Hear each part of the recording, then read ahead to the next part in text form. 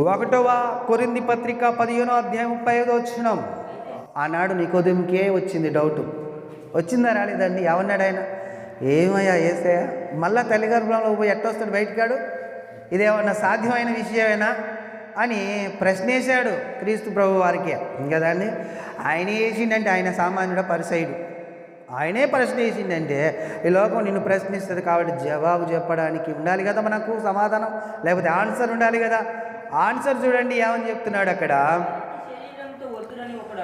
ఒకడు అడుగుతాడట అక్కడ కొరింథీ సంఘంలో అడిగిరు ఆయనని, ఇక్కడ కూడా అడుగుతారు.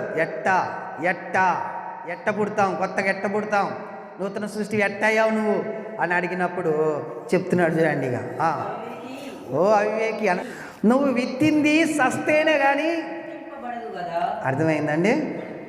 నువ్వు విత్తింది సస్తేనే బతుకుద్ది. అది నువ్వు గోధుమ గింజని భూమిలో పాత పెడితే ఏమైంది? అది సస్తది. అది చచ్చినాకనే ఏమైంది? క్రొత్తగా ఏమైంది? మొలక బయటకు వస్తుంది. క్రొత్త మొలక వచ్చిందంటే అర్థమైంది? పాత చచ్చిందని కదండి అర్థం. అది చావుకుంటే ఇది రాదు.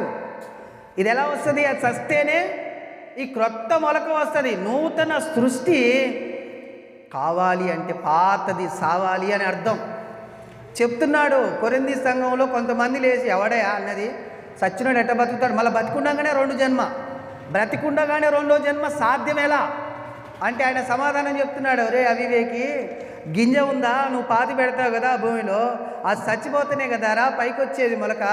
అలాగునే ఈ శరీరంలో ఉండిన ఆత్మ ఉందే, లేకపోతే స్వభావం ఉందే, ఆ స్వభావం ఆ నీళ్ళలో బాప్తిస్మంలో చచ్చిపోతేనేగా క్రొత్త స్వభావంగా పైకి వాడు లేస్తాడు. అదే నూతనమైన సృష్టి. కఠినమైన హృదయం, కఠినపరిచే మనసు కదా, దయ చూయించి కనికరం చూయించలేని మాటలు మన నోటికి వస్తాయి చూడండి. అది పాత స్వభావం, లోక స్వభావం. అది బాప్తిస్మంలో చచ్చిపోతుంది అనమాట. ఆ నీళ్ళల్లో పాతి పెట్టి లేస్తున్నాం తిరిగి. క్రొత్తగా లేచినప్పుడు ఇప్పుడు ఏం చేయాలి మనం? క్రొత్త వాళ్ళం కాబట్టి క్రొత్త ఫలాలని వాళ్ళు, క్రొత్త మాటల్ని పలకాలి, క్రొత్త స్వభావాన్ని చూపించాలి, కొత్త క్యారెక్టర్ మనలో కనబడాలి. అప్పుడైతుంది నూతన సృష్టి. కొత్తది నూతనమైంది ఏదైనా ఉందా అంటే ఏదో కాదు, మేమే నూతనమైన వాళ్ళం, క్రొత్త మనుషులం మేము. ఈ భూమి మీద అందరు మనుషుల్లాగున్నా మేము కాదు, మమ్మల్ని నూతన సృష్టిగా దేవుడు చేశాడు అని చెప్పొచ్చండి. ఇంకొంచెం కంటిన్యూషన్లో చదవండి. నువ్వు విత్తిన దాన్ని చూసినప్పుడు అది గోధుమ గింజ అయినా సరే, ఏ గింజ అయినా సరే అంతేనండి. శరీరాన్ని ఏమని విత్తుతాం మనం? గింజే, పాతదే కదా. పాత గింజను ఏం చేస్తా? భూమిలో విత్తుతాం. విత్తితే ఏమైందట?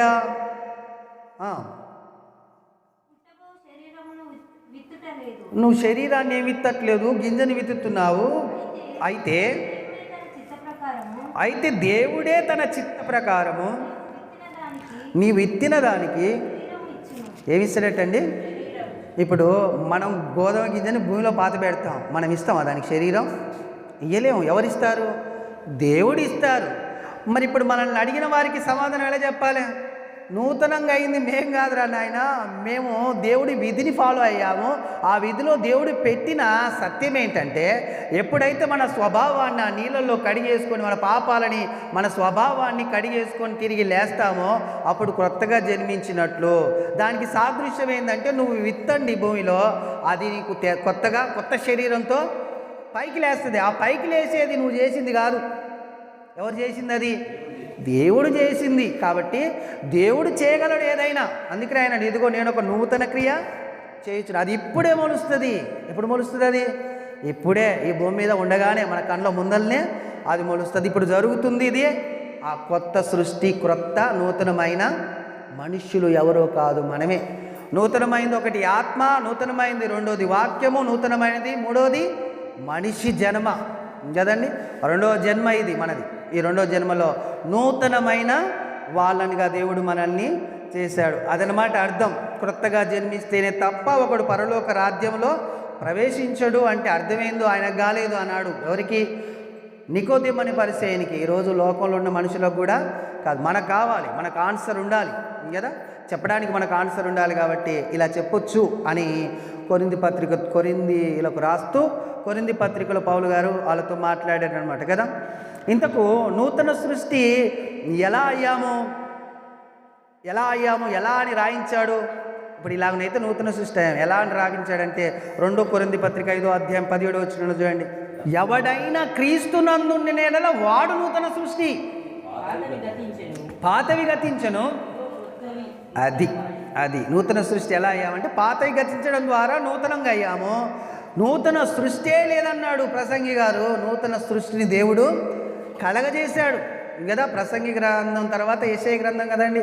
యెషయా గ్రంథంలో రాయించాడు, ఇదిగో నేను ఒక నూతన క్రియని చేయించును, అది ఇప్పుడే మొలుస్తుంది అన్నాడు. ఆ మొలిచింది యేసుక్రీస్తు ప్రభువారే. ఆ యేసుక్రీస్తు ప్రభువారు నందు ఉన్న వాళ్ళందరూ ఎవరట? అడుందండి నూతన సృష్టి. క్రీస్తు నందున్న ప్రతి వాడు నూతన సృష్టి. ఇప్పుడు నూతనమైంది ఏది లేదనడానికి ఆధారం ఉందా భూమి మీద? ఉన్నాం, నూతనమైన వాళ్ళం మనం నూతనమైన వాళ్ళం కాబట్టి. ఎందుకంటే ఆయన కాలం వరకే లేదు నూతనమైంది, ఆయన తర్వాత క్రీస్తు కాలంలో నూతనమైనది ఉన్నది అని తెలియజేస్తుంది కదండి. 2 కొరింథీ పత్రిక 4వ అధ్యాయము 16వ వచనం చూడండి. ఇప్పుడు శరీరమా నూతనమైంది, ఆత్మ. మేము అధైర్యపడము, మా బాహ్య పురుషుడు కృషించుచున్నను, ఆంతర్య పురుషుడు ఏం చేయబడుతున్నాడటండి? చూసారా, నూతన సృష్టి ఎవడైనా క్రీస్తునందుంటే అన్నాడు కదా ఆయన. శరీరమా ఆత్మ నూతన సృష్టి అంటే శరీరం కాదండి, ఆత్మ నూతన సృష్టి అంటున్నాడు ఇక్కడ. ఇదిగో దినము మా బాహ్య పురుషుడు ఏమవుతున్నాడు? నూతన కాదండి, బాహ్య పురుషుడు కాదు, కుషించిపోతున్నాడు ఆయన. ఆంతర్య పురుషుడు అంటే ఆత్మ, ఆంతర్య పురుషుడు ఏమవుతున్నాడు? నూతన పరచ అంటే క్రొత్తగా మారుతున్నాడు. నూతనమైందంటే క్రొత్తగా మార్చబడుతుంది. ఏంటయ్యా అంటే మనలో ఉండిన ఆత్మ కొత్తగా మార్చబడుతుంది. శరీరం శరీరం నిష్ప్రయోజనమైందండి. శరీరము దీనికి వృద్ధాప్యం ఉంది, దీనికి నశించిపోయే గుణం ఉంది, దీనికి క్షీణించిపోయే గుణం ఉంది. కానీ ఏ దాన్ని చేశాడు నూతన సృష్టిగా? యేసుక్రీస్తు ఎమ్మటుంటే నూతన సృష్టి. శరీరమా ఆత్మ అంటే శరీరం కాదంటున్నాడు ఆయన. ఆత్మ నూతనమైంది, క్రొత్తది, దానికి చావు లేదు. అర్థమైతే చాలా బాగుంటుంది కదా. ఎవరికి? వింటున్న సహోదరులు నాకు అర్థమైతే చాలా బాగుంటుంది. ఆత్మ బ్రతుకుద్ది అనమాట. దాన్ని బ్రతికించుకోవడానికి దేవుడు ఒక విధి పెట్టాడనమాట.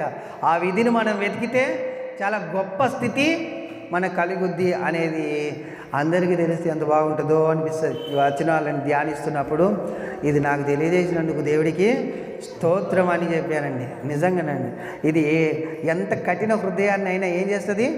నూతనత్వంలోనికి నడిపిస్తుంది. అలాగున్న నడిపించడానికి శక్తి కలిగిందే దేవుని యొక్క వాక్యం కదండి. అలాంటి వాక్యం ఏది? శరీరమా ఆత్మ అంటే ఏమని తెలిసింది ఇప్పుడు? ఆత్మ ఏం చేస్తుంది? నూతనపరచబడుతుంది. దినదినము నూతనపరచబడుతుంది అంటండి కదా. అయితే కొలస్సీ పత్రిక 3వ అధ్యాయం 10వ వచనం చూడండి. ఒకడితో ఒకడు అబద్ధమాడొద్దు. నూతనపరచబడడం అంటే ఏందో అక్కడ చెప్తున్నాడు చూడండి. ఏలైనగా ప్రాచీన స్వభావం దాని క్రియలతో కూడా మీరు పరిత్యజించి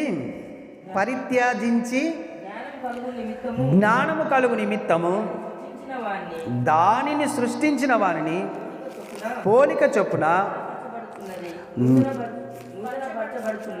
నూతనపరచబడుచున్న నవీన స్వభావమును ధరించుకొని ఉన్నాం. ఏ స్వభావం ధరించుకొని ఉన్నాం? ఏం నూతనపరచబడుతుంది? స్వభావం అండి. స్వభావం నూతనపరచబడింది. ఏంటిది అంటే స్వభావం. మన స్వభావం ఎలా ఉంది? ఇంతకుముందు అబద్ధం ఆడేవాళ్ళం. అక్కడనే చెప్తున్నాడు ఆయన. అబద్ధం ఆడేవాళ్ళం కదా, ఎదుటివాడికి కీడు కల్పించేవాళ్ళం కదా. పాత స్థితిలో ఉన్నప్పుడు తాగేవాళ్ళం, తినేవాళ్ళం బాగా కదా, ఇష్టం వచ్చినట్టు ప్రవర్తించేవాళ్ళం. కానీ నూతన స్వభావంలోనికి మార్చబడ్డాం కాబట్టి నూతన సృష్టి అయ్యాం. శరీరం మార్చుకోవడం కాదు నూతన సృష్టి అంటే, ఆత్మలో ఉండిన స్వభావాన్ని మార్చుకోవడం నూతన స్వభావం. మరలా చదవండి ఫస్ట్ నుంచి మీకు మంచిగా అర్థమైంది. ముఖ్యంగా స్వభావం మారిన వాళ్ళు ఏం చేయకూడదట? అబద్ధం ఆడొద్దు. ఎలా ఎలాగా? ప్రాచీన స్వభావం అంటే పాత స్థితి, దాని క్రియలతో కూడా పరిత్యజించి. అంటే ఏంది? విడాకులు ఇచ్చి అని అర్థం అక్కడ కదా.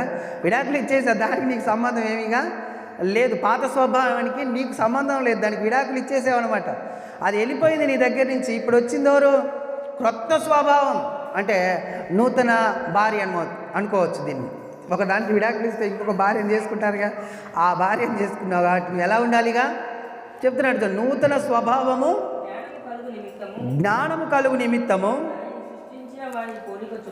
దానిని సృష్టించిన వాని పోలిక చొప్పున నూతన పరచబడుచున్న నవీన స్వభావమును ధరించుకొని ఉన్నాము. నవీన స్వభావాన్ని, నవీన అంటే ప్రతిదీ నూతనమైంది కదండి. ధరించుకున్నాం అంటున్నాడా? ధరించుకోండి అంటున్నాడా? మంచిగా చదవండి.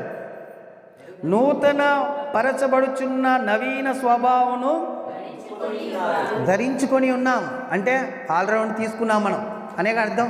ఇప్పుడు ఆల్రౌండ్ నూతనమైంది తీసుకున్నప్పుడు మనం ఏమవుతాం? మరి నూతనమైన వాళ్ళం మనము, నూతన సృష్టి మనము, నూతన స్వభావం కలిగిన సృష్టి. మీ హెబ్రీ పత్రిక 6వ అధ్యాయం 6వ వచనంలో మరి నూతన పరచబడని వాళ్ళు కూడా ఉంటారట.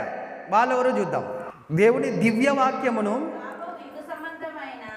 రాబో యుగ సంబంధమైన శక్తుల ప్రభావమును అనుభవించిన తరువాత తప్పిపోయిన వారు తమ విషయములలో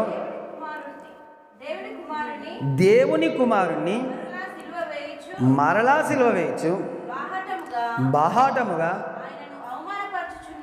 ఆయనను అవమానపరుస్తున్నారు గనుక మారు మనసు పొందినట్లు అట్టి వారికి మరలా నూతన పరచరాసాది. ఎవరి గురించి చెప్తున్నాడు? దేవుని నమ్ముకొని వదిలేస్తారు. నమ్ముకున్నాడు. ఆయన నమ్ముకున్నప్పుడు ఆయనకు స్వస్థత వచ్చేసింది, మరలా మంచి స్థితి వచ్చేసింది. చిన్నపిల్ల స్క్రీన్ ఎలా ఉంటుందో అలా వచ్చింది ఆయన.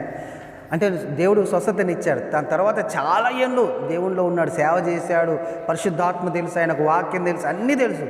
ఇప్పుడు పడిపోయాడు, మరలా లోకంలోనికి వచ్చాడు. అలాంటి వారు మరలా మార్చబడుట అసాధ్యం. మార్చబడలేరు అలాంటి వాళ్ళు మళ్ళీగా. ఎందుకు అంటే బైబిల్ చెప్తుంది, ఒక్క ఆత్మ వెళ్ళి, ఒక దయ్యపు ఆత్మ వెళ్ళి ఎన్ని ఆత్మలను తీసుకొస్తుంది? 7 అంటే సంపూర్ణంగా అందులో ఆయన ఆత్మలో నివసిస్తాయి, ఆయన హృదయంలో నివసిస్తాయి. కానీ మరలా రావడానికి కష్టము. అంటే నూతన పరచబడటానికి కష్టపడేటట్లుగా చేసుకున్నాడు తన కళ్ళ తానే కదండి. అది చాలా విలువైంది. అందుకనే అలా చేయకుండా ఉండటానికే వచ్చినాను తీశాను. ఇప్పుడు మనం ఎవరమైతే ఉన్నామో, నూతన స్వభావం, నూతన సృష్టిగా, నూతనమైన క్రొత్త దాన్నిగా ఉన్నామో, ఆ క్రొత్త స్వభావం కలిగిన మనం మరలా పాత దాంట్లోనికి వెళ్తే మారడము అసాధ్యం. ఇక మరలా మారు మనసు పొందడము, నూతన పరచబడడం, క్రొత్తగా సాధ్యము అనేటట్లయినా రాయించాడు. అర్థమవుతుంది కదా. ఇప్పుడు నూతన సృష్టి అయిన మనము ఏం చేయాలి, ఎలా ఉండాలో రోమపత్రిక 6వ అధ్యాయము 4వ వచనాలు చూడండి. రోమపత్రిక 6వ అధ్యాయము 4, 5 వచనాలు. కాబట్టి తండ్రి మహిమ వలన చూడండి క్రీస్తు మృతులలో నుండి ఎలాగు లేపబడినో అలాగే మనమును ఏం పొందామట? మనం నూతన జీవం. అంటే అదే నూతనమైన ఆత్మ. నూతనమైన ఆత్మ అంటే ఏంటి? పరిశుద్ధ ఆత్మ. ఆ పరిశుద్ధ ఆత్మని పొందుకున్నాము కాబట్టి పరిశుద్ధాత్మను పొందుకొని నడుచుకొనున్నట్లు మనము బాప్తిస్మము వలన మరణమున పాలు పొందుటకై ఆయనతో కూడా పాతి పెట్టబడితివి, మరియు ఆయన మరణము యొక్క సాదృశ్యమందు ఆయనతో ఐక్యము గలవారమైన ఎడల ఆయన పునరుద్ధానం యొక్క సాదృశ్యమందును ఆయనతో ఐక్యం గలవారమై ఉందుము. ఎలాగుంటే ఎలాగునైతే ఆయన చనిపోయి తిరిగి లేచాడు పునరుద్ధానమందు, అలాగున మనము మన హృదయాలని ఆయన వైపుకు తిప్పి దాన్ని ధ్యానిస్తూ దాని మీదే మన మనస్సు పెట్టి ఉండినట్లయితే ఎలా ఉంటాయి, ఏమవుతామట? ఆయనలాగునే ఉంటామట. ఎవరిలాగున? క్రీస్తులాగున. క్రీస్తు ఎలా లేచాడు? పునరుద్ధానంలో లేచాడు. ఎలా లేచాడంటే అక్షయమైన శరీరం దాల్చి లేచాడు. ఈ క్షయమైన శరీరము మీ నుంచి అక్షయమైన శరీరం ధరించాడు. ఆ అక్షయమైన శరీరం ఎలాంటిది? అది ధరిస్తే ఎలా ఉంటాం? నేను మొన్న చెప్పాను మీకు, అది ఈ పంచభూతాలు టచ్ చేయలేవు ఆ శరీరాన్ని. అక్షయమైంది అది. అంటే దానికి ఎండ తగలదు, చలి తగలదు, వర్షము తగలదు, అగ్ని తగలదు, సముద్రాలు అనేది ఏమి ఉండవు. నడుచుకుంటూ వెళ్ళిపోవడమే. అన్నిటిని లోబరుచుకుంటుంది అనమాట అక్షయ శరీరం. అంత బలమైన శరీరాన్ని ఎవరు ధరించారు? యేసుక్రీస్తు ప్రభు వారు ఒక్కరే ధరించారు. ఆ ఒక్కరు ధరించిన వారి వలె మీరు ఉంటారు. బాప్తిస్మం తీసుకొని ఆయన స్వరూపమందు, ఆయన సారూప్యమందు మనము నిలబడితే ఆయన లాగునే మీరు ఉంటారు. ఇప్పుడు 6వ వచనం చదవండి. ఏమనగా మనం ఇంకను పాపమునకు దాసులము కాకుండుటకు పాప శరీరము నిరార్థకమగునట్లు మన ప్రాచీన అంటే పాత స్వభావము ఆయనతో కూడా సిలువ వేయబడినని ఎరుగుదుము. చనిపోయిన వాడు పాప విముక్తుడని తీర్పు పొంది ఉన్నాడు.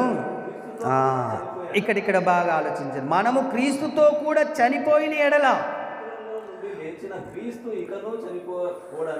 ఇక చనిపోడనియు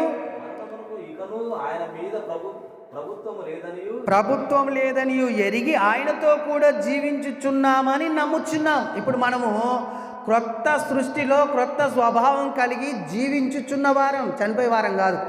మరి చావు లేదా మనకంటూ ఉంది. అది ఎలాంటిదంటే నిద్రతో పోల్చింది. నేను చెప్పాను ఇంతకుముందే మీకు, ఈ మరణం అంటే భౌతికమైన మరణం ఎలాంటిది? నిద్రతో పోల్చింది. అంటే ఇది మరలా దీన్ని జయించి మనం లేస్తాం. ఎందుకు లేస్తాం? ఆయన లేచాడు, ఆయన స్వభావంలోనికి మనం వెళ్ళాం, ఆయన మరణంలో మనం పాలు పొందాం. ఆయన ఎలాగనైతే లేచాడు మనం అలా లేచాము బాప్తిస్మం ద్వారా. అదే నూతన సృష్టిగా చేయబడిన దేవుడు పెట్టిన విధి. నూతన సృష్టి ఎలా అయ్యామంటే క్రీస్తు ద్వారా దేవుడు ఆయన పెట్టిన విధిలో నూతనంగా మనల్ని మార్చేశాడు. ఇప్పుడు మనము ఆయనతో చనిపోయాము కాబట్టి ఆయన ఎలా లేచాడు మనం ఎలా లేస్తామనేది ఎరుగుదుము, తెలుసుకున్నాము కదా. ఇంకేమంటాడు చూడండి, ఇంకొంచెం చదవండి కంటిన్యూషన్లో. ఏలయనగా ఆయన చనిపోవుట చూడగా పాపము విషయమై ఒక్కమారే చనిపోయాను కానీ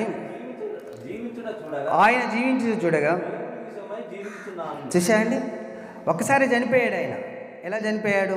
ఎందుకు చనిపోయాడు? మనందరికీ తెలుసు. మన నిమిత్తము చనిపోయాడు. ఆ చావు ఇక మనకు రాకుండా ఆయనే చనిపోయి మనం ఏదైతే చెల్లించాలో వెల, ఆ వెలని ఆయనే ఆ మరణం ద్వారా చెల్లించి మనల్ని ఏం చేశాడు? నూతన సృష్టిగా, నూతన స్వభావాన్ని మనకిచ్చి, నూతన ఆత్మని మాలో పుట్టించి మనల్ని సజీవులుగా అక్షయతను ధరించుకునే వారినిగా మనల్ని ఈ భూమి మీద నిలబెట్టాడండి. ఎంత త్యాగం చేశాడో చూడండి యేసుక్రీస్తు ప్రభువారు. మనం పడవలసిన పాటలు అనమాట ఆయన పడినాయి సిలువలో కదా. ఆ దెబ్బలు, ఆ గాయాలు మనం తినాలి, ఆ రక్తము మనం కార్చాలి, ఆ మరణము మనం పొందాలి. ఆయన భూమి కింది భాగంలోనికి కూడా దిగిండట. అంటే పాతాళంలోనికి కూడా వెళ్ళి ఆయన ఏం చేశాడు? మన నిమిత్తము అగ్నిలో కాల్చబడ్డాడు. నిజమే, దేవీసి పత్రికలో రాయబడి ఉంటుంది, ఆయన భూమి కింది భాగములకు దిగినని అర్థం ఇచ్చుచున్నది కదా. 3 రాత్రింబాగుళ్ళు ఎక్కడున్నాడు ఈయన? శరీరం అయితే సమాధిలో ఉంది, ఆయన ఎక్కడున్నాడు? పాతాళంలోనికి వెళ్ళాడంటే. ఎందుకు? మనం వెళ్ళాలి కదా మనం చేసిన పాపానికి. మన నిమిత్తం అక్కడ కూడా శిక్షని అనుభవించి మరలా తిరిగి ఆయన వచ్చాడు కదండి. అంత గొప్ప త్యాగం చేశాడు యేసుక్రీస్తు ప్రభువారు మనల్ని నూతన సృష్టి అవ్వడానికి. క్రొత్త సంవత్సరానికి క్రొత్తదనం లేదు, మనకుంది చూడండి. మరలా ఈ సంవత్సరాన్ని ఎలా అంటున్నాడు ఆయన? దేవుని దయా కిరీటం. సంవత్సరమను దేవుని దయా కిరీటం అయినా కానీ దానికి కొత్తదనం లేదు, కానీ మనకిచ్చాడు యేసుక్రీస్తు ప్రభు ద్వారా కొత్తదనము కదా. మరి ఇప్పుడు మనం ఎలా నడవాలని కోరుకుంటున్నాడు దేవుడు, ఎలా మారాలి ఇంకా మనం అని కోరుకుంటున్నాడో 2 వచనాలు చూసుకొని ముగించుకుందాం. రోమపత్రిక 12వ అధ్యాయము 2వ వచనం చూడండి. రోమపత్రిక 12వ అధ్యాయం 2వ వచనం. ఇదిగో మీరు ఈ లోకం మరలా పాతది. అది ఈ లోకం ఎలాంటిది? పాతదది. ఈ లోక మర్యాదను అనుసరించక ఉత్తమమును అనుకూలమును సంపూర్ణమునై ఉన్న దేవుని చిత్తం ఎలాంటిదటండి? ఉత్తమమైనది, అనుకూలమైనది, సంపూర్ణమైనది దేవుని చిత్తం. ఆ చిత్తమును ఉత్తమమును అనుకూలమును సంపూర్ణమై ఉన్న దేవుని చిత్తం ఏదో పరీక్షించడం అంటే పరిశీలించడం. వాక్యాన్ని, దేవుని చిత్తము అంతా బైబిల్లోనే ఉంది. దీన్ని పరిశీలన చేయాలి. రోజు ఏం చేస్తున్నావు? 7 గంటలకు వచ్చి చర్చిలా ఆట వేసుకొని వచ్చి ఏం చేస్తున్నారు సైదులు గారు? మీరు అదే పరీక్షిస్తున్నారు. మీరు ఏం పరీక్షిస్తున్నారు? వాక్యాన్ని పరీక్షిస్తున్నారు. ఎందుకు పరీక్షిస్తున్నారు? ఏది అనుకూలమైంది, ఏది ఉత్తమమైంది, ఏది దేవునికి ఇష్టమైంది అనేది తెలుసుకోవడానికి పరిశీలిస్తున్నాము. అది దేవుని చిత్తం తెలుసుకోవడానికి. అది తెలుసుకొని ఏం కావాలన్నట? తెలుసుకున్న తర్వాత ఏం కావాలన్నట? మీ మనస్సు మారి నూతన మగుట వలన రూపాంతరం పొందండి. మీరు ధ్యానించి తెలుసుకొని దాని ద్వారా మనసు మార్చుకొని రూపాంతరము పొందండి. మరేంది? పాత నిబంధనలో ఆత్మను పుట్టిస్తున్నాను, అదే మిమ్మల్ని నూతన పరుస్తుంది అన్నాడు. మరలా మనల్ని ధ్యానించడానికి ఏముంది అవసరం ఇక కదండి అనిపిస్తుంది. ఈ ప్రశ్నకు జవాబు ఏంటంటే, ఆత్మ మనలోనికి వస్తేనే ఈ మహాజ్ఞాన గ్రంథం అర్థమైద్ది కదా, లేకపోతే అర్థం కాదు. ఎందుకు ఇచ్చిండు ఆత్మనంటే, మనలో ఉండిన ఈ ఆత్మకు ఈ బైబిల్ అర్థం కాదు కదా. చదువు, ఈ లోక అనుసారమైన చదువు కూడా దాన్ని అర్థం చేసుకోలేదు అని విషయ గ్రంథంలో రాయించాడు దేవుడు కదా. కాబట్టి దీన్ని అర్థం చేసుకోవడానికే అని అంటారు చూడండి. 1 కొరింథీ పత్రిక 2వ అధ్యాయము. ఎందుకు ఈ ఆత్మనిచ్చాడు అంటే అక్కడ ఆన్సర్ ఉందండి. 2వ అధ్యాయము 11వ వచనం. ఒక మనిషిని అతనిలోనున్న అంటే మనలో ఉండిన ఆత్మ, ఈ ఆత్మ మనిషి ఆత్మ. ఆ మనిషి ఆత్మకే తప్ప మనిషి ఆత్మకే కానీ మనుషుల్లో ఎవరికి తెలియదు. ఇప్పుడు నాలో ఉండిన ఆత్మ సంగతి, నా శరీర సంగతి నా ఆత్మకు తెలుసు, నీ గురించి తెలియదు అని చెప్తున్నాడు. అలాగే దేవుని సంగతులు దేవుని ఆత్మకే కానీ, చూశారండి, దేవుని సంగతులు దేవుని ఆత్మకే తెలుసు కానీ మరి ఎవరికి అంటే మనిషి ఆత్మకు తెలియదు. దేవుని ఆత్మనే మరలా నీలోనికి వచ్చేసి దీని యొక్క అర్థం, భావం, దీనిలో ఉండిన లోతైన గూఢమైన సంగతులను నీకు విప్పి చెప్పాలి, లేకపోతే అర్థం కాదు. అందుకు పంపించాడనమాట. నూతన ఆత్మను ఎందుకు పుట్టించాడు మనలో? ఇది తెలుసుకుంటానికే ధర్మశాస్త్రం లేకపోతే దేవుని యొక్క మహాజ్ఞాన గ్రంథాన్ని పరిశీలించి దానిలో ఉన్న సత్యాన్ని తెలుసుకొని ఏం కావాలన్నట? నూతనమైన మనస్సు తెచ్చుకొని మీరు క్రీస్తు రూపాంతమందు అంటే కదండి. మరలా 12వ అధ్యాయం, రోమపత్రిక 12వ అధ్యాయం, అక్కడికి రండి. 2వ వచనంలో చూడండి ఎలా మారాలో మనము చెప్తాడు అక్కడ. మీరు ఈ లోక మర్యాదను అనుసరింపక ఉత్తమమును అనుకూలమును సంపూర్ణమునైన దేవుని చిత్తమేదో పరీక్షించి తెలుసుకున్నట్లు మీ మనస్సు మారి నూతన మగుట వలన రూపాంతరం పొందండి. ఏ రూపంలోనికి రూపాంతరం పొందాలి? ఏ రూపంలోనికి? వెనుకకు 2 పేజీలు తిప్పండి. 8వ అధ్యాయము అక్కడ చెప్తాడు. 8వ అధ్యాయం 28వ వచనం, 29 అన్నాడు డైరెక్ట్. ఎందుకనగా తన కుమారుడు అనేక సహోదరులలో జ్యేష్ఠుడవునట్లు దేవుడు ఎవరిని ముందు ఎరిగెనో వారు తమ కుమారునితో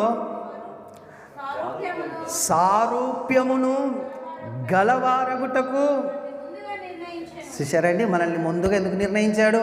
ఆయన సారూప్యములో మనము ఐక్యం కావాలి, రూపాంతరం పొందాలి, మార్చబడాలి. క్రీస్తు సారూప్యంలోనికి మార్చబడాలి. అట్లయితేనే అట్లా మార్చబడితే ఎక్కడికి వెళ్తాం? ప్రకటన గ్రంథం చూడండి. ప్రకటన గ్రంథం 21:2 అసలైన నూతనమైంది ఉంది ఒకటి, ఇంకా దేవుడు సిద్ధపరిచింది. ఇప్పుడు మనం 3 చూసినాక నూతనమైనవి. ఒకటి దేవుని ఆత్మ, ఒకటి 2వది దేవుని వాక్యము, 3వది మనల్ని, 4వది ఉంది చూడండి నూతనమైంది ఏంటో. మరియు నేను నూతనమైన యెరూషలేము అను. నూతనమైన యెరూషలేము అంటే భూమి మీద ఉన్నది కాదు, పరలోకం. యెరూషలేముని పరలోకానికి సాదృశ్యంగా కూడా బైబిల్ మాట్లాడింది. యెరూషలేముని ప్రేమించండి, యెరూషలేము కొరకు ప్రార్థన చేయండి అనగానే మనుషులందరూ ఏమనుకున్నారు? కిందున్న యెరూషలేము గురించి అనుకున్నారు. కాదండి, పరలోకం అనే దాన్ని యెరూషలేముగా పిలిచింది బైబిల్. అంటే పరలోకం మమ్మల్ని తీసుకువెళ్ళు తండ్రి. ఆ పరలోకంలో ఎలా ఉంటాం మనం? దేవుని దూతల వలె, దేవుని కుమారుల వలె కదా. సింహాసనం మీద కూర్చొని అందరినీ పరిపాలించే ఆ స్థితిని దేవుడు మనకు అక్కడ పెట్టాడు. అక్కడికి మనము వెళ్ళటానికి ఏం చేయాలి? ఇక్కడ నూతనపరచబడాలి, క్రీస్తు స్వారూప్యంలోనికి మార్చబడాలి, నూతనమైన యెరూషలేము ఉంది అంటున్నాడు. అందుకని అక్కడ చూడండి, మరి చదవండి. మరియు నేను నూతనమైన యెరూషలేము అను, ఆ పరిశుద్ధ పట్టణము. ఎవరి భర్త అట? తన భర్త అట. ఎవరు మరి ఆయన? కదా అండి, ఆయన కొరకు ఏం చేయబడుతుంది? సిద్ధపడి చదువునా? పరలోకమందున్న దేవుని యొద్ద నుండి దిగి వచ్చుట చూసి తిని. ఆయన కళ్ళకు కనబడుతుంది ఒక నూతనమైన పరిశుద్ధమైన యెరూషలేము. ఎలా కనబడుతుంది? ఒక వధువుగా కనబడుతున్నది. ఆ వధువు ఎక్కడనో లేదండి, ఇక్కడనే మనం కూర్చున్న స్థలంలో మనమే ఆ యొక్క వధువులం. ఆ యొక్క యెరూషలేములోనికి ప్రవేశించే వారము కదా. అర్థమైందిగా? నూతనమైంది ఏదైనా ఉందా అని బైబిల్ని ప్రశ్నిస్తే ఎన్ని సమాధానాలు వచ్చాయి చూడండి. నూతనమైంది ఉంది, వాక్యం నూతనమైంది, ఆత్మ నూతనమైంది, మనం కూడా నూతనమైన సృష్టి. అంతేకాకుండా పరలోకం కూడా నూతనమైంది. అంటే సంఘం ఇది కూడా నూతనమైందే. ఈ సంఘం ఏమైంది? పరలోకం వెళ్ళుతుంది కదండి. ఇప్పుడు నూతనమైంది లేదు అంటానికి వీలుందా? కానీ లోకంలో లేదండి. ఈ సంవత్సరం నూతనమైంది కాదు. ఎలా? దీనికి ఎండింగ్ ఉంది. మరలా 2025 వస్తుంది తప్పకుండా. 24 ఉంటేనే నూతనం. ఇప్పుడు మనం ఉంటాం కాబట్టి మనం నూతనమైన వాళ్ళం. మనము చనిపోవంటే మరలా అర్థమైందంటే ఈ చావు కాదు, భౌతికమైంది, ఆధ్యాత్మికమైన మరణం ఉంది. అది పాతాళం. ఆ పాతాళంలోనికి వెళ్ళిన వారికి మరలా అక్కడ కూడా నూతనమైంది. అది వాళ్ళకు ఎలా అంటే మరలా అది మారేది లేదు. ఇక అది యుగ యుగాలు నిత్యము ఏం చేయబడుతుంది? రగులుతూనే ఉంటుంది. ఆ మంట రగులుతూనే ఉంటుంది. కాబట్టి చాలా డేంజర్ జోన్లోనికి వెళ్లకుండా ఈ భూమి మీదనే నూతనపరచబడాలి. అర్థమవుతుందా నాయన? సహోదరులారా, బాప్తిజం తీసుకోండి. సహోదరులారా, బాప్తిజం తీసుకుంటే నూతన సృష్టి అవుతావు. నూతన సృష్టి పరలోకము చేర్చబడుతుంది. కాబట్టి ట్రై చేయండి, ఆలోచించండి, ఒకసారి పరీక్షించండి, బైబిల్ని ముందుకు కొనసాగండి. మీకు అందరికీ అర్థమైతే దేవుడి మాటలు దీవించి మన హృదయంలో ఉంచునుగాక. ఆమేన్. ప్రార్థన చేసుకుందాం. స్తోత్రములు తండ్రి, మా పరిశుద్ధుడైన మా పరలోకపు తండ్రి, నీ కుమారుడైన యేసుక్రీస్తు నామములో పరిశుద్ధాత్మ సహాయం చేత కొన్ని మాటల్ని నీ పిల్లలం నాయన ధ్యానించి ఉండగా తండ్రి, అవును నూతనమైంది భూమి మీద ఏదైనా ఉందా అంటే ఈ లోకంలో ఏది లేదు. కానీ నువ్వు నాయన నూతనమైన క్రియ చేసావు. క్రియ ద్వారా ఇదిగో ఆత్మ నూతనమైందిగా, వాక్యం నూతనమైందిగా లాగున నీ పిల్లలమైన మేము బాప్తిస్మం ద్వారా నూతనపరచబడిన వాళ్ళముగా. అంతేకాకుండా తండ్రి, లోకంలో నుంచి వెళ్ళే పరలోకం కూడా నూతనమైందిగా చేసి మా కొరకు సిద్ధపరిచారు. మరి నాయన ఈ సంవత్సరం అనే దయా కిరీటాన్ని నాయన మేము ధరింపచేసుకొని ఈయన తండ్రి సంవత్సరం మేము సిద్ధపడి నీ కుమారుడు రాకడలో ఎత్తబడేవారిగా మేము ఉండున్నట్లు సహాయం దయచేయండి.